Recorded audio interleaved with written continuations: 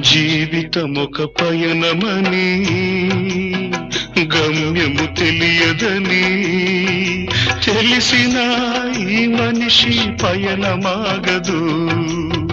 జననం ధర్మమని మరణం కర్మమని తెలిసిన జనన మరణ చక్రమాగదు. మరణం తథ్యమని ఏ జీవికి తప్పదని తెలిసిన ఈ మనిషి తపనాగదు.